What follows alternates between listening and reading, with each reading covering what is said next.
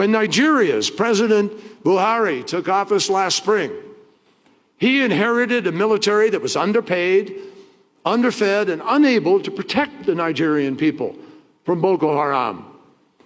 And one reason is that much of the military budget was finding its way into the pockets of the generals. And just this week, we saw reports that more than 50 people in Nigeria, including former government officials, stole $9 billion from the Treasury. Still, in the United States, my friends, we continue to prosecute corruption. And we live with a pay-to-play campaign finance system that should not be wished on any other country in the world.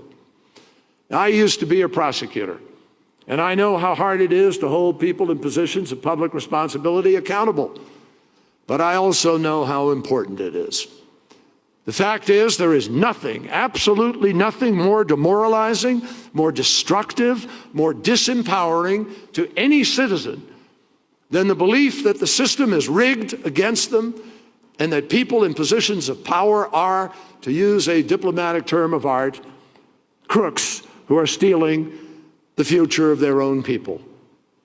And by the way, depositing their ill-gotten gains in ostensibly legitimate financial institutions around the world.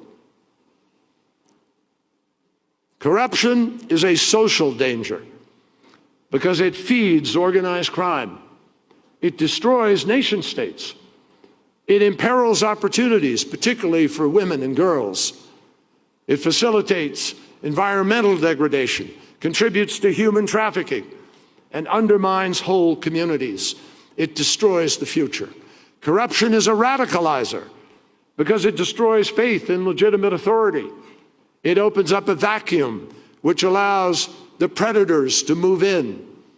And no one knows that better than the violent extremist groups who regularly use corruption as a recruitment tool.